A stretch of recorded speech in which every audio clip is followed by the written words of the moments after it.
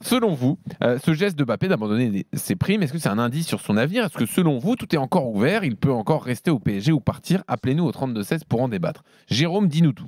Déjà, la première chose, par rapport à tout ce que tu viens de dire, les informations sur les primes, c'est des choses qu'on avait déjà dites il y a quelques temps, qui se sont confirmées donc ce jour. C'est déjà beau d'avoir fait ça pour rejouer au football, parce que de toute façon, s'il voulait rejouer au Paris Saint-Germain, il n'avait pas le choix. Il n'avait pas le choix. Les dirigeants parisiens, en l'occurrence le président du club, Nasser El Khelaifi, l'a mis devant ses responsabilités et a pris ses responsabilités en disant voilà, si tu restes comme ça, avec tout ce contrat-là écrit et tu es libre l'année prochaine, tu ne joueras plus au Paris Saint-Germain. Il a fallu qu'il fasse un effort sur ces primes-là qu'on vient de dire. On parle quand même de plusieurs dizaines de millions d'euros. Hein. Ce n'est pas juste une prime de 10 000 euros, hein, même si c'est beaucoup d'argent.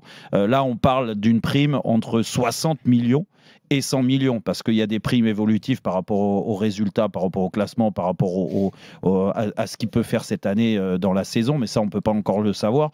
Mais si tu veux, il y a un minimum garanti sur lequel il a laissé ces primes-là, c'est au moins 60 millions d'euros. Donc là, c'est un chiffre qui parle, en effet. Donc il a voulu rejouer au football, et c'est bien. Et moi, je le dis depuis le début, même s'il gagne beaucoup, beaucoup d'argent au Paris Saint-Germain, n'empêche qu'il y a très peu de joueurs qui se seraient assis sur ces primes-là, sachant qu'il les a signés et qu'il continue à faire son travail correctement. Donc, il a mis la priorité, c'est le football en avant. Après, qu'il soit bon, qu'il soit pas bon, qu'on n'aime pas sa communication, qu'il ne parle pas, qu'il soit enfermé dans une bulle, vous savez ce que j'en pense, j'en ai déjà parlé dernièrement.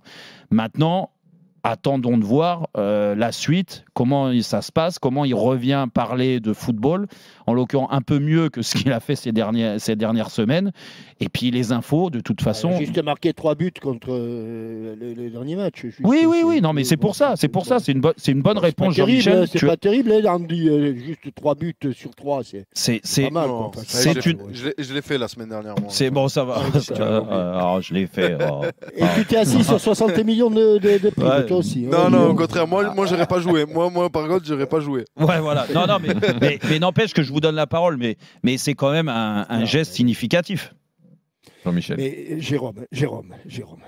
Quand ça commence comme ça, je sais pas comment ça va finir. Je vais prendre une soufflante. Je vais me faire fouetter, mais vas-y, je suis prêt. Je suis comme Manu Petit, j'aime ça. Que Mbappé ait envie de rejouer au football, je n'en doute pas, mais pas une seule seconde. Mais tu penses que le Paris Saint-Germain n'avait pas besoin non plus de Mbappé, notamment, il n'a pas fallu 2 matchs, il a fallu un match, je crois que c'était un match nul à domicile, catastrophique, pour que les dirigeants du Paris Saint-Germain s'aperçoivent qu'ils ne pouvaient pas faire la saison. Donc c'était d'un côté comme de l'autre. L'un avait envie de rejouer, mais les autres, les dirigeants... J'en entends des bêtises, hein, mais alors là... Mais les dirigeants, ils avaient grand besoin de Mbappé. Ah, mais pas du tout. Pas du tout. Pas du tout. Ils auraient pu le laisser à la cave. Toi, tu mets ta main à couper. Tu mets ta main à couper. Ah ben moi, je mets ma main à couper, ouais.